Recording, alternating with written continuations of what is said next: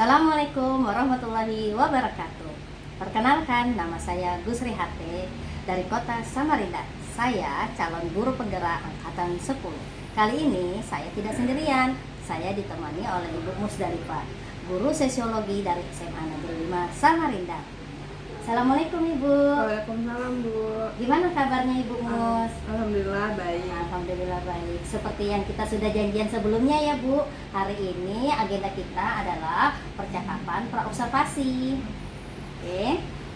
Nah, tujuan dari dilakukannya percakapan praobservasi ini adalah awal sebelum Ibu melakukan pembelajaran di kelas.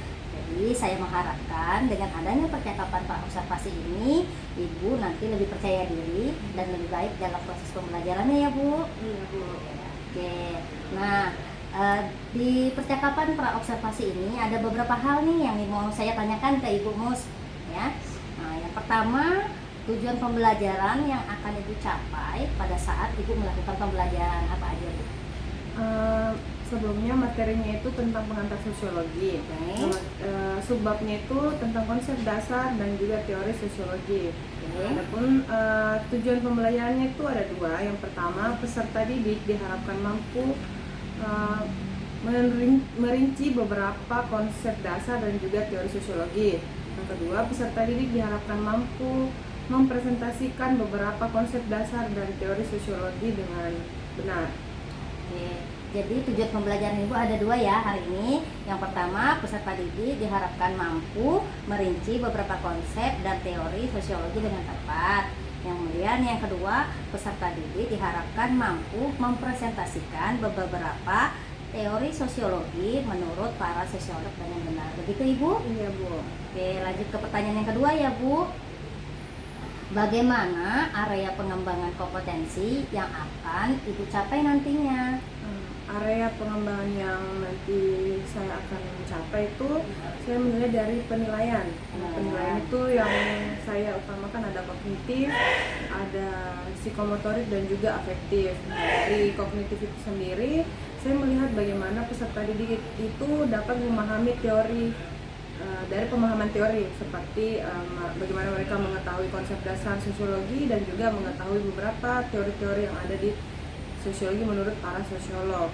Nah kemudian pada aspek psikomotorik itu saya mengharapkan peserta didik dapat menemukan atau memiliki ide tentang teori-teori sosiologi dari para sosiolog baik itu secara tulisan maupun lisan.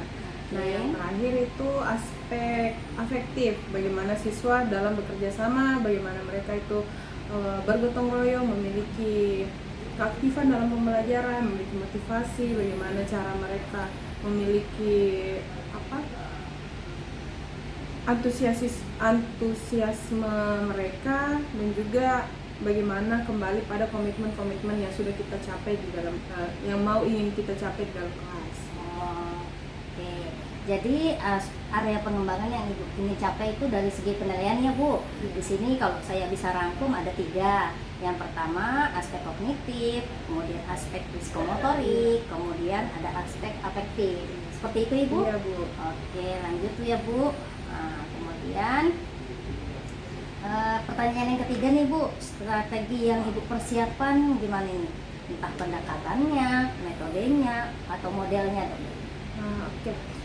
Jadi strategi pembelajaran yang saya gunakan di kelas itu saya menggunakan pendekatan student center learning atau berpacu sama siswa langsung, dan metodenya itu saya gunakan diskusi kelompok dengan penugasan. Jadi bagaimana siswa nanti berdiskusi kemudian mereka mempresentasikan sesuai dengan tujuan pembelajaran saya, dan yang saya gunakan itu model pembelajaran basic learning yang berbasis masalah tentunya. Oke. Jadi saya ulangi ya Bu ya. Berarti strategi Ibu itu pendekatan dengan student center learning. Jadi berpusat kepada murid ya Bu ya. Oke. Kemudian metodenya adalah diskusi kelompok, kemudian ada penugasan. Oke. Kemudian modelnya itu PBL ya Bu, problem basic learning. Oke. Kemudian gimana Bu dengan media pembelajaran yang akan Ibu gunakan nanti di kelas? Media pembelajarannya itu tentunya saya menggunakan PPT atau PowerPoint dan juga ada proyektor biar memudahkan siswa melihat apa materi dan juga bagaimana cara mereka menjelaskannya nantinya. Tentunya digunakan dengan PPT. Oke, berarti media yang akan digunakan ada LCD ya Bu ya. Oke, dengan PowerPoint-nya. Oke, tentunya lebih menarik ya Bu. Hari ini mengajar pakai PPT. Oke. Kemudian pertanyaan terakhir ya Bu, kira-kira kapan nih Bu agenda untuk mengajar di kelasnya ini? Agendanya itu hari Selasa, biasa jam 1.50 sampai jam 2. Sampai jam 2 ya. Jam 2 lewat ya Bu ya, karena mulainya tadi jam 1.50. Hari ini berarti Bu Iya, ya? Bu. Oke. Kalau begitu nanti saya izin masuk boleh Ibu ya? Iya, Saya boleh. akan mengamati, kemudian mencatat beberapa hal. Kemudian setelah pertemuan ini kita akan bertemu lagi ya Ibu. Setelah kita pertemuan pra observasi, saya observasi Ibu di kelas, kemudian nanti kita ada pertemuan lagi namanya pasca observasi, biar kita lihat apa yang saya amati di dalam kelas, seperti itu Ibu. Iya. Oke Ibu, jadi nanti saya ikut masuk nih Bu. Di kelas berapa Ibu? Di kelas 10.4. 10.4 ya, jam 1.50. Oh, masih ada 2 jam dari sekarang ya Ibu. Oke, terima kasih banyak atas waktunya Ibu Diva. Sama-sama. Semoga nanti pembelajarannya lancar ya. Iya. Anak-anaknya pasti senang punya guru yang semangat ya, masih muda. Iya, Bu. Bu. Oke, assalamualaikum. Waalaikumsalam.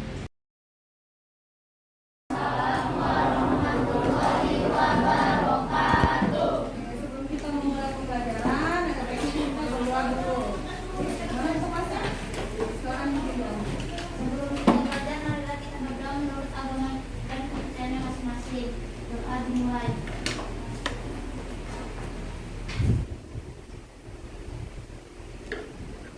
Doa selesai. Siapa yang tidak hadir hari ini? Berapa orang itu? Siapa? Adelia. Ya.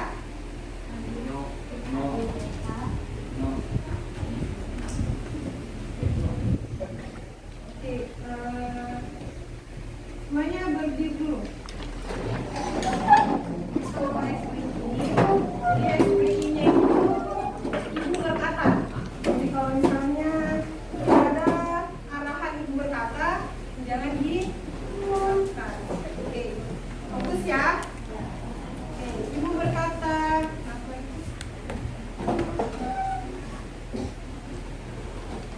Fokus ya. Oke. Ibu berkata, pegang kepala, pegang telinga. Kan? Ibu berkata, oke, sekali lagi. Ibu berkata, pegang telinga. Ibu berkata, pegang mulut, pegang telinga. Ya, masih ada yang fokus, masih ada yang kurang fokus. Sekali lagi. Fokus ya. Yang di belakang ya. Oke, ibu berkata pegang mata. Ibu berkata pegang alis. Pegang hidung. Oke, pegang semuanya. Ada yang masih bisa dulu semua? Ada yang masih ingat arti sosiologi? Ada yang bisa sebut? Angkat tangan. Saya masih. Ya, kamu. Coba berdiri dulu. Sosiologi adalah ilmu yang mempelajari tentang hidup bersama dalam masyarakat yang memiliki ikatan antara manusia dalam kehidupan. Oke, siapa namanya? Berdasar. Oke, aplaus dulu untuk Sarah. Oke, adapun tujuan pembelajaran kita hari ini yaitu peserta didik diharapkan mampu merinci beberapa konsep dan teori sosiologi dengan tepat. Yang kedua, peserta didik diharapkan mampu mempresentasikan beberapa teori sosiologi menurut para sosiolog dengan benar. Nah, minggu lalu pertemuan kita yang sebelumnya Ibu sudah bagikan kalian ke dalam bentuk kelompok? Sudah. Oke. Ibu minta kalian silakan duduk berkelompok sekarang. Sama kelompok di atas. Paham? Silakan. Jadi perhatikan ya. Assalamualaikum warahmatullahi wabarakatuh. Waalaikumsalam warahmatullahi wabarakatuh.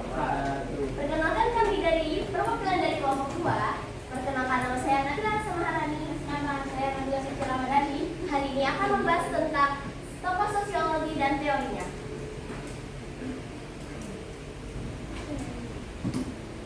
Di sini ada anggota kelompok kami. Yang pertama ada Akmal, Denis, saya sendiri, Nisa, Hafiz, Nabila Suci, Richard, Hebron, sama Lia. Tokoh sosiologi klasik dan teorinya. Yang pertama ada Auguste Comte. Dikenal sebagai bapak sosiologi, Comte mengusulkan metode ilmiah untuk mempelajari masyarakat. Ia membagi perkembangan masyarakat menjadi 3 tahap, yaitu teologis, metafisis, dan positif. Yang kedua ada Karl Marx.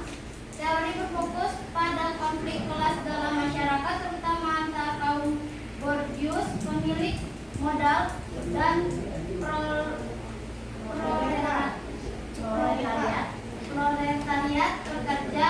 Marx percaya bahwa konflik ini akan mendorong perubahan sosial. Yang ketiga ada Emile Durkheim. Durkheim menekankan pentingnya solidaritas sosial dan integrasi dalam masyarakat. Ia juga meneliti fenomena seperti bunuh diri dan agama dalam konteks sosial. Max Weber.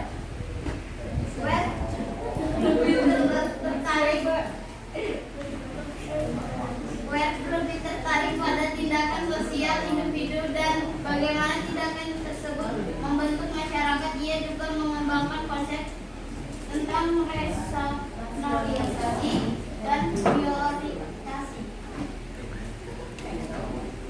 Yang kedua ada tokoh-tokoh sosiologi modern dan teorinya. Di sini ada Talcott Parsons. Parsons mengembangkan teori sistem sosial yang melihat masyarakat sebagai sistem yang saling berhubungan. Ia menekankan pentingnya keseimbangan dan stabilitas dalam sistem sosial. Yang kedua ada George Herbert Mead. Mead fokus pada interaksi simbolik, yaitu bagaimana manusia memberi makna pada tindakan dan objek melalui proses interaksi sosial. Yang ketiga, Michael Foucault. Foucault mengkritis sosial seperti penjara dan rumah sakit jiwa, serta meneliti bagaimana kekuasaan bekerja dalam masyarakat. Pierre Bourdieu mengembangkan konsep modal kapital sosial, budaya, dan ekonomi untuk menjelaskan bagaimana individu memperoleh keuntungan dalam masyarakat. Yang terakhir adalah salah satu tokoh sosiologi Indonesia. Perhatian pada segi kemasyarakatan yang bersifat umum dan berusaha untuk mendapatkan pola-pola umum kehidupan masyarakat. Sekian presentasi dari kelompok 2. Selanjutnya adalah sesi pertanyaan. Silakan untuk yang ingin bertanya. Ada yang mau bertanya? Ada yang kurang jelas? Ayo bertanya. Nanti yang bertanya buka semuanya.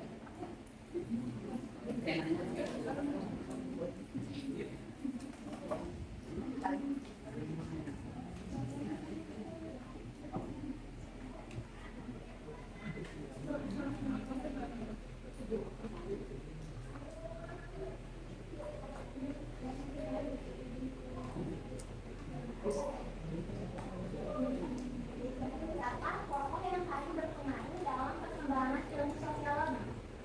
Siapa tokoh yang paling berpengaruh dalam perkembangan ilmu sosiologi? Katanya siapa tokoh sosiologi yang paling berpengaruh dengan dalam ilmu sosiologi? Siapa ya? Tadi kan banyak dijelaskan. Yang lain? Bisa ada yang mau bertanya? Menurut dari kelompok 4 bertanya, dalam teori Talcott Parsons, apa faktor terpenting dari suatu hubungan sistem Ya, dalam teorinya Talcott Parsons apa yang menjadi faktor terpentingnya? Itu mungkin cukup berdua. Ya. Saya akan menjawab. Baik, saya akan menjawab dari pertanyaan kelompok 1. Pertanyaan dari Azahar. Azahar nanya, siapa tokoh yang paling berpengaruh dalam ilmu sosiologi? Dalam ilmu sosiologi yang paling Katanya yang paling berpengaruh itu dengan ilmu makroskop. Ada yang berpendapat lain? Ada? Kalau ibu berpendapat lain? Ada? Nah, yang bisa ibu kasih hadiah. Ibu, kenapa itu Dek? Selain dia terkenal, kenapa dia bisa lebih penting dalam ilmu sosiologi? Mungkin apa pengaruhnya dari orang itu sekalian? Kalau Emil itu punya dari apa?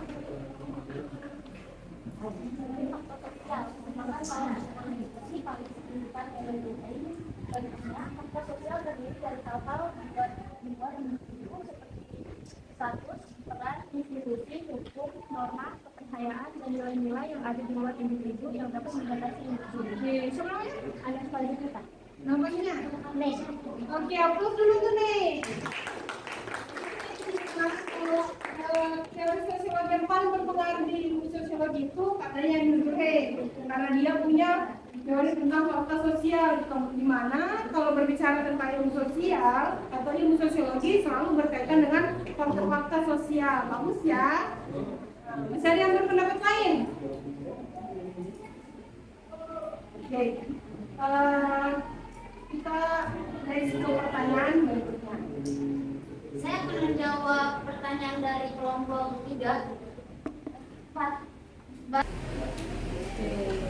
Apa dulu sama kedua? presentasi dari kelompok 2, mohon maaf jika ada kesalahan kata atau perbuatan yang kita lakukan saat presentasi. Sekian, terima kasih. Wassalamualaikum warahmatullahi wabarakatuh.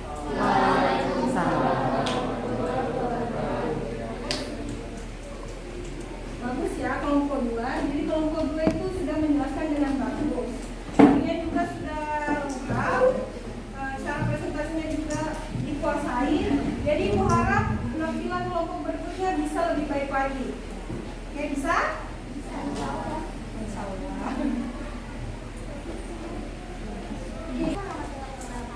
Waalaikumsalam warahmatullahi wabarakatuh.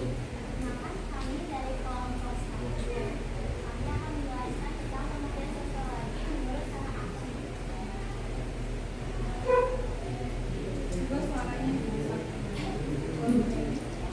Kelompok 1 ada anggota yang bernama Dirajana, Muhammad Abdal, Anissa Fadilita, Muhammad Faras, Ahmad Diva, Muhammad Fasya, Watirani, Ibu Fadla, dan Adanya.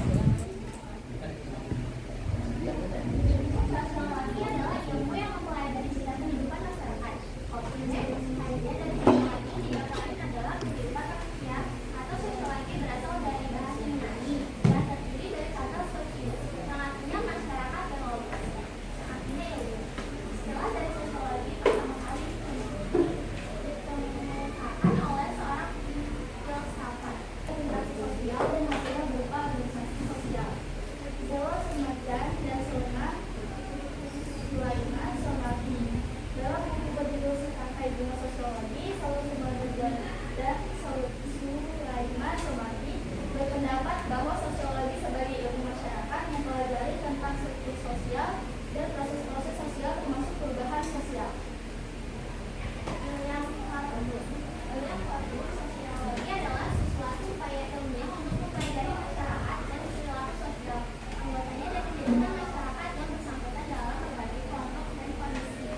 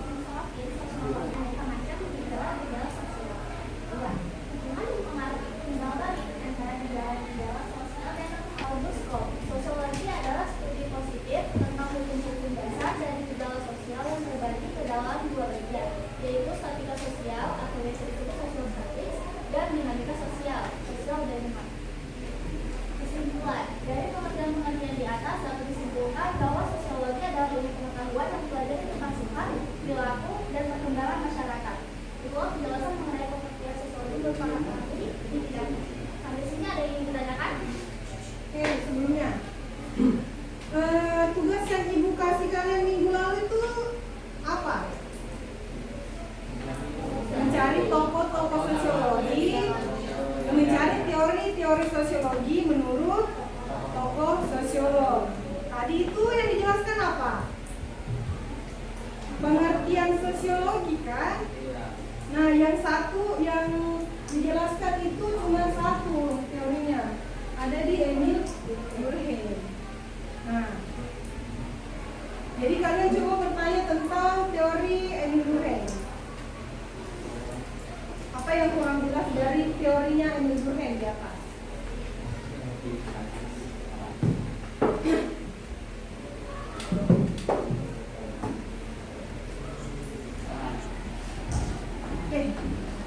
Saya Hafiz dari Bulan dari kelompok 2. Oke, Hafiz.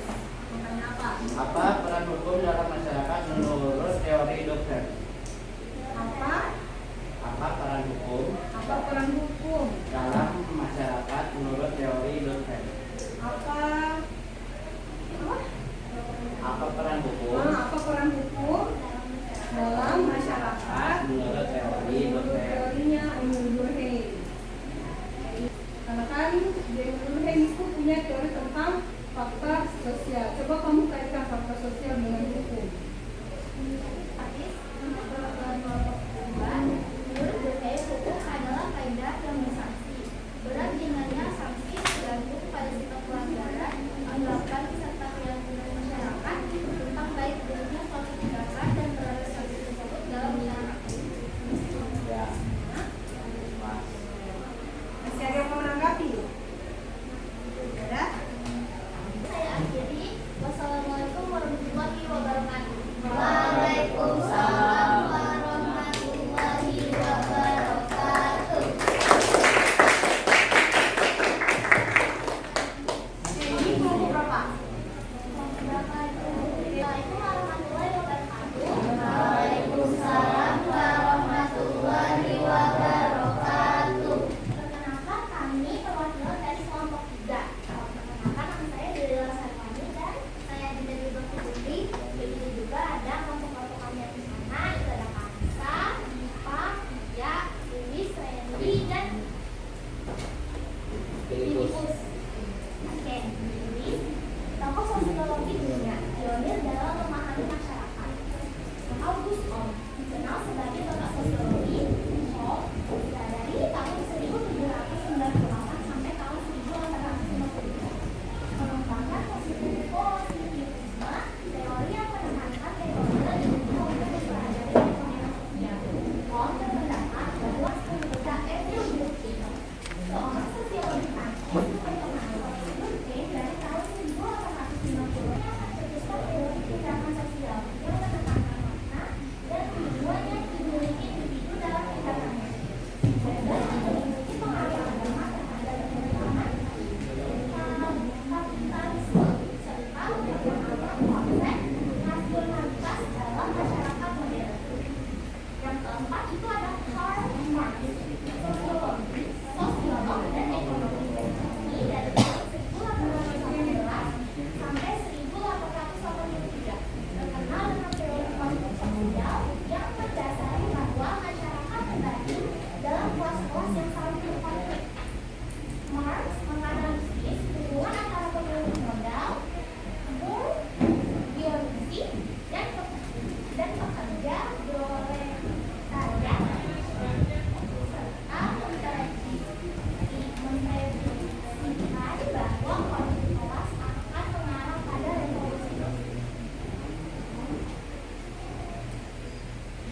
Dan itu merupakan beberapa penjelasan tentang teori dari masing-masing tokoh tersebut. Yang pertama ada Auguste Comte, mendirikan ilmu sosiologi dengan positivisme.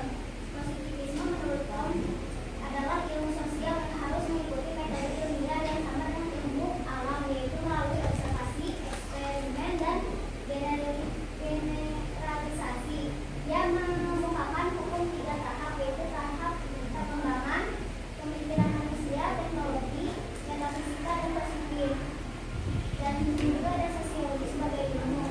Menekankan perlunya sosiologi sebagai ilmu yang independen, yang mempelajari fenomena sosial dengan metode ilmiah, yang membagi sosiologi menjadi 2 cabang, yaitu sosiologi statika atau struktur sosial dan sosiologi dinamika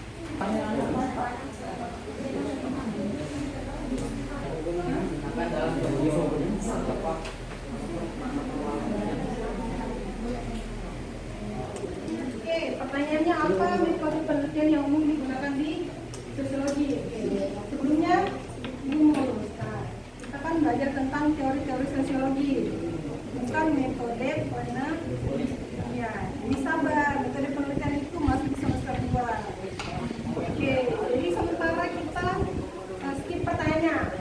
Masih ada yang mau pertanyaan lain? Ganti pertanyaan. Tunggu. Ada yang mau pertanyaan lain?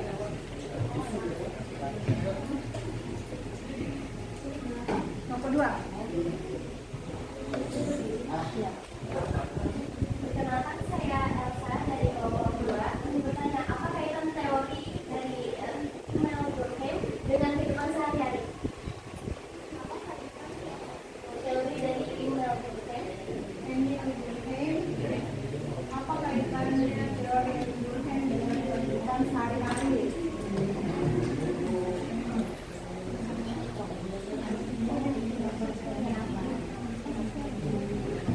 Menjawab pertanyaan dari kelompok 2. Kaitan teori Emil Durkheim dengan kehidupan sehari-hari. Yang pertama ada fakta sosial.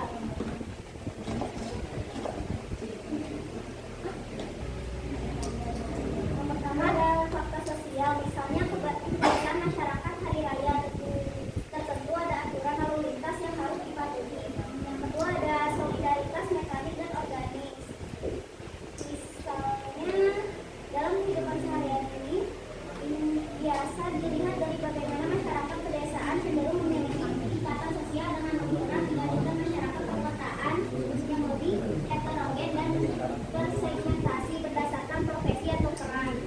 Yang ketiga ada anomi. Bisa dilihat dalam kehidupan sehari-hari, bisa muncul dalam bentuk perasaan keterasingan atau kebingungan ketika individu merasa terlepas dari masyarakat, misal saat mengalami krisis identitas atau tekanan sosial yang berlebihan. Tekanan. Yang keempat ada agama sebagai fakta sosial. Dalam kehidupan sehari-hari bisa dilihat dalam sebagai agama dapat berfungsi sebagai sumber dukungan emosional dan moral serta mengikat komunitas melalui ritual dan kepercayaan bersama. Oke, gimana Pak Purba? Ngomongnya enggak? Ya, benar nggak? Ada yang menanya, apa contoh dari teori alumni?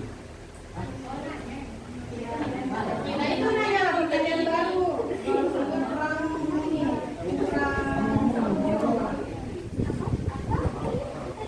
apa katanya? Terjadi di luar keluarga. Ya?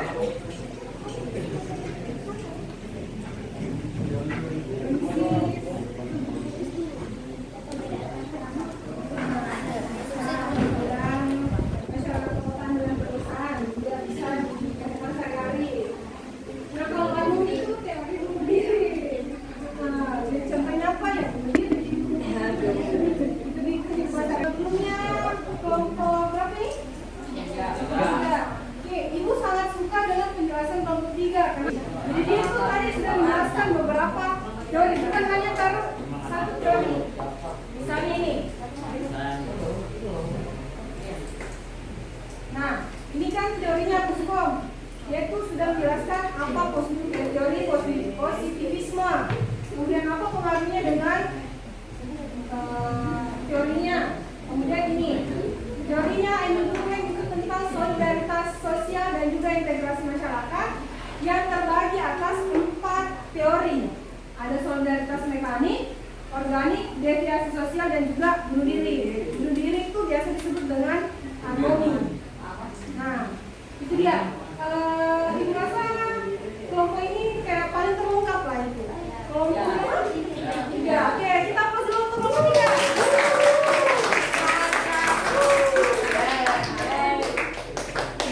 Ya, presentasi dari kelompok kami dan tentunya mau dimaafkan. Wassalamualaikum warahmatullahi wabarakatuh.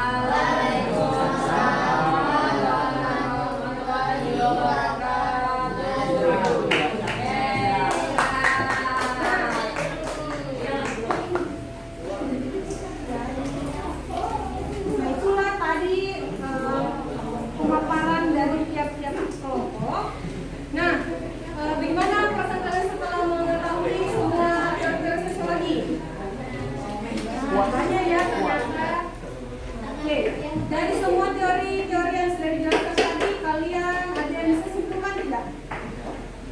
Ada? Oke, siapa namanya? Siapa?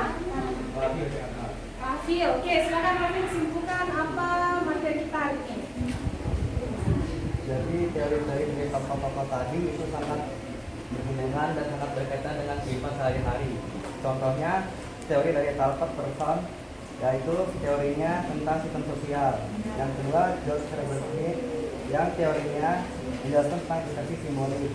Yang ketiga ada Michael Foucault yang teorinya menjelaskan tentang distribusi sosial. Dan yang keempat Pierre Bourdieu yang teorinya menjelaskan tentang konsep modal atau kapital sosial. Oke, aplaus untuk Rafil. Mengetahui teori-teori sosiologi itu ada banyak dan juga Bapak tokoh sosiologi juga banyak. Ada Talcott Person, jadi bukan hanya Agus Kom. Nah, Agus Kom itu siapa? Bapaknya Bapak sosiologi. Nah, penciptanya itu ada banyak ya. Seperti itu Talcott Person tadi dengan teori agil. Kalau Emil Durkheim tentang fakta sosial. Ada Karl Marx tentang proletar dengan kapitalisme. Terus ada lagi Max Weber, ada Ibnu Khaldun, Salih Somardi dan banyak lagi. Ya, oke. Minggu depan kita akan mempelajari teori sosiologi menurut berparadigma ganda. Jadi silakan kalian buka di bukunya, silakan pelajari untuk kita pelajari lagi minggu depan. Oke, sekian pertemuan kita hari ini. Dan Ibu tentunya tadi kelompok terbaik hari ini. Tiga. Siapa coba?